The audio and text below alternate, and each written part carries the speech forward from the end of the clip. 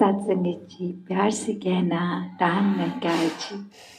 आज यहाँ शांतिपुर में जो सत्संग में सभी उपस्थित मन के भाव सभी के कि ये दातार, ये परमात्मा, ये निराकार जो भी नाम से हम संबोधित करते हैं, जहाँ पे भी एक मन का विश्वास, ये आस्था, ये एक आइडेंटिटी, ये सत्य जो हमेशा से सच था और सच रहेगा, आज भी सच है, जो समय के साथ बदलता नहीं, जो परिस्थितियों के साथ बढ़ता घटता नहीं, इसकी कोई शुरुआत नहीं, इसका कोई अंत नहीं। तो ये सच, इसको देखा जा सकता है, इस परमात्मा को अपने जीवन में लाया जा सकता है और फिर इस परमात्मा के साथ हर पल जीवन का इसके एहसास में रहकर भक्ति की जा सकती है। तो ये एक भाव मन के भक्तों के हमेशा से जो रहे कि कोई भी इस संसार में इंसान है तो ये आत्मा उस इंसान की पीड़ित है और इस आत्मा को एक आनंद सुकून मिलना है तो परमात्मा के साथ मिलकर ही ये आत्मा निराकार की अंश जब अपने परम स्रोत में जाएगी तो ही एक तत्व एक इस्टेब्लिश होगा और ये एक मिक वाली अवस्था, ये एक हो जाने वाली अवस्था। और कैसे फिर हर समय भक्तों ने यही अपने आप को महसूस किया कि परमात्मा और उनकी रूह एक हो गई है और वो ही आनंदमय भक्ति भरा जीवन जीते हैं। फिर ये शारीरिक रूप तक ही या फिर कोई शरीर की पीड़ा, कोई धन दौलत, इससे भक्तों ने कभी भी अपने आप को एक जोड़ा नहीं। महलों में रहने वाले भी भक्त भक्त हैं, झोपड़ी में रहने वाले भी भक्त भक्त हैं। कभी भी एक अवस्था सिर्फ भक्ति की धन दौलत से तुलना नहीं की जा सकती उसकी, क्योंकि एक मन की अवस्था है, ये तो परमात्मा पे विश्वास, परमात्मा के एहसास से जुड़ी हुई अवस्था है। इसकी आर्थिक स्थिति से कोई इसका लेना देना नहीं है। तो ये धन दौलत, ये घर परिवार, ये रिश्तेदार, ये तो जीवन में जो जुड़े हैं हमारे साथ, तो इस शरीर की जब तक ये सांसों की यात्रा है तब तक ही ये सब है। और ये जो असली नाता जिससे जुड़ा है इस आत्मा का, ये परमात्मा के साथ, ये एक इटर्नल रिश्ता है, ये हमेशा के लिए रहने वाला रिश्ता है। ऐसे ही अगर हम एक कोई धर्म ग्रंथ खोल के देखें तो बात यही समझाई जाती है कि 84 लाख योनियों के बाद मनुष्य जन्म मिला है और ये आत्मा हर बार शरीर बदल बदल के अपने ही शरीर में इतनी कंफ्यूज होकर उसी को सच मान लेती है। और इंसानी जन्म में भी फिर ये मायावी रूप जो भी आंख देखती है उसको सच मानकर एक अपने जीवन को फिर इन कार्यों की ओर ही इतना ज़्यादा व्यस्त कर लेते हैं कि परमात्मा के लिए फिर मन को समय नहीं मिलता। और अगर हम वाकई ही हर दुनियावी चीज़ से जुड़ते जाएंगे तो फिर ये उतार चढ़ाव बना रहेगा, ये मन में भी सुकूनदायक नहीं होगी, क्योंकि कोई चीज़ किसी समय के लिए तो सुख देती है, फिर वही चीज़ एक दुख का कारण बन जाती है।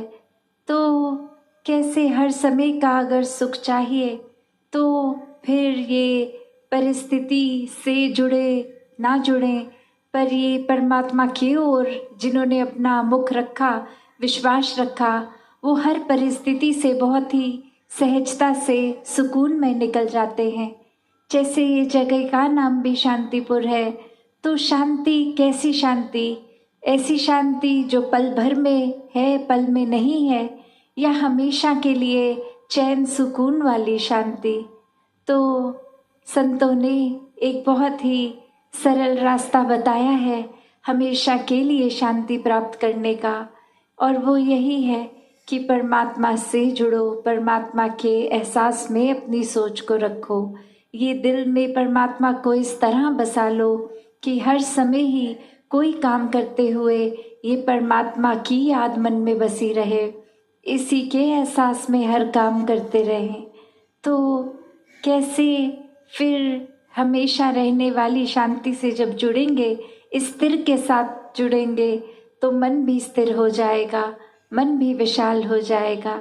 और ये शांति फिर वही अवस्था, जैसे अक्सर आप सभी ने गौतम बुद्ध जी की वो कहानी बहुत बार सुनी कि कोई व्यक्ति आता था और उनके ऊपर थूक के चले जाता था, और उनके मन की शांति, ये उनके मन में टॉलरेंस इतनी कि वो अपनी अंदर से अवस्था को बिगड़ने नहीं देते थे। वो चाहे कितनी बार आके ऐसा कर जाता और उसी तरह इस परमात्मा के एहसास में मगन रहते थे। फिर वो एक शरीर का भी कोई कष्ट नहीं, उनके एक परेशानी भी उसमें नहीं झलकती थी, ना वो कोई कठोर वचन उस व्यक्ति को बोलते थे। और कैसे फिर एक दिन अपनी गलती का एहसास करके वो व्यक्ति जब उनसे माफ़ी मांगने आता है तो भी उनके स्वभाव में कोई फर्क नहीं, जैसे जब वो थूकता था उन पे तो उसके साथ पेश आते थे, माफ़ी मांगने पर भी उसी तरह आए। तो संत तो ऐसे एक किसी भी अवस्था से जुड़ते नहीं हैं, एक दुख सुख से ऊपर आनंद की अवस्था में रहते हैं। फिर कोई अच्छी बात बोल रहा है, उन्हें बुरा बोल रहा है, कोई अच्छा एक व्यवहार रख रहा है उनके प्रति या नहीं रख रहा, वो उन चीज़ों से नहीं जुड़ते। ये एक आनंद की शांति की अवस्था ये अचीव कर लेते हैं संत। और यही अवस्था हम सबके भी हिस्से आई है, क्योंकि ये जन्म इंसानी रूप में हम सभी को मिला है। और ऐसा करने के लिए ये अपॉर्चुनिटी है, ये हमें समय इस परमात्मा ने दिया है कि इंसान के शरीर में आए हैं तो वाकई ही इंसान बने। और जब पूरी तरह से इंसान बनने का मतलब यही कि परमात्मा की अंश हैं हम, परमात्मा का ही रूप है, तो पूरी तरह एक परमात्मा बन के जिएं। तो कैसे हर किसी में वो पोटेंशियल है, every soul is potentially divine, कि वो एक अपना दैवीय रूप हर किसी का जो है उसको इंसानी जन्म में जिया जा सकता है और पूर्णता से खुद को इस परमात्मा के साथ जोड़ा जा सकता है। तो अगर ये इंसानी जन्म हम व्यर्थ कर देंगे, हर समय यही सोचेंगे कि अभी बाल अवस्था है, पढ़ने लिखने खेलने की उम्र है, या फिर नौजवानी में कोई और जिम्मेवारी काम है, या फिर बुढ़ापे में करेंगे भक्ति, तो बात वही कि किसी को नहीं पता कि हमने कब इस संसार से रुखसत हो जाना है। तो बात वही कि एक समय की इंतज़ार ना करें, भक्ति अभी से आज से शुरू करी जा सकती है। इस परमात्मा से जितना गहरा नाता बनाएंगे, हमारे सारे सांसारिक कार्य, सब जिम्मेवारियाँ वो भी बहुत ही सहजता से स्वाभाविक रूप से निभ जाएंगी, एक उसको अच्छे से निभा लेंगे। और प्राथमिकता फिर भी परमात्मा अगर है तो, वरना तो ये जिम्मेवारियां निभाते निभाते वो जिम्मेवारियों को हम बोझ भी समझ लेते हैं। ये भूल जाते हैं कि ये जिम्मेवारियां, ये परिवार, ये भी तो परमात्मा का ही आशीर्वाद है। जब हम उस इक्वेशन से परमात्मा को निकाल लेंगे तो सब बोझ लगता है। कभी कभी तो मानसिक तनाव भी ऐसा आ जाता है कि हम खुद को ही बोझ अपने ऊपर समझ लेते हैं।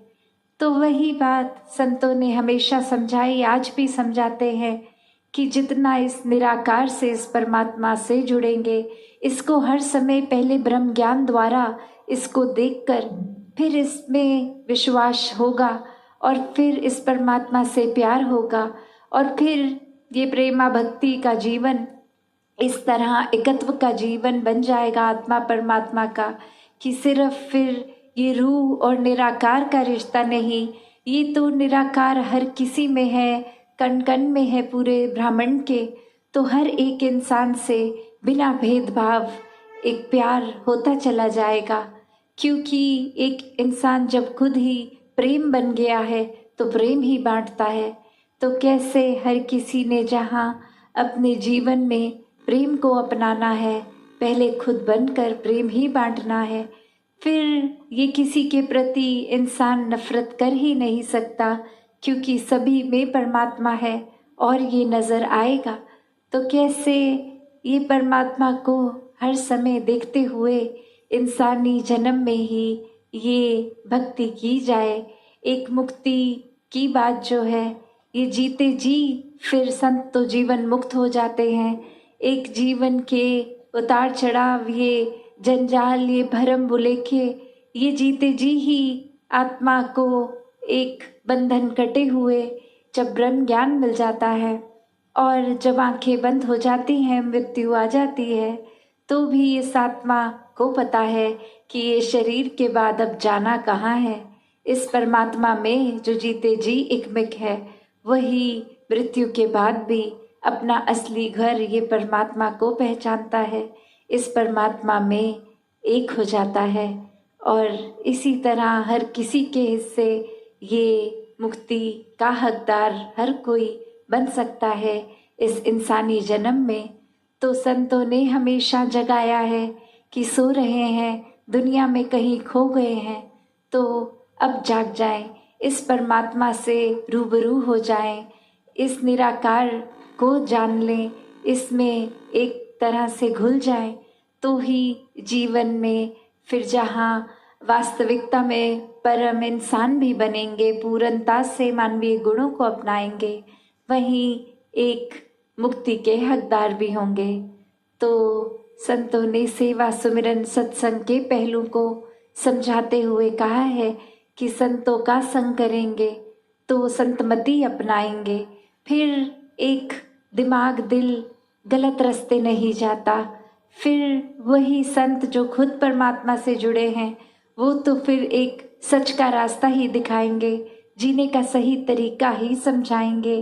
तो सत्संग की महत्वता संतों के कारण, एक मन से सुमिरन, इस नाता, ये जो परमात्मा से नाता है, इसको स्ट्रॉन्ग करने के लिए, इसको और मजबूत करने के लिए सुमिरन मन से इस परमात्मा के लिए, और सेवा भाव फिर बिना मतलब के पूरे संसार के लिए खुद को समर्पित करके मानवता के कल्याण के लिए। तो सेवा, सुमिरन, सत्संग द्वारा इस परमात्मा को याद रखा जा सकता है। ऐसा जीवन हर कोई जीता चला जाए। सत्संगत जी, धन्यवाद जी।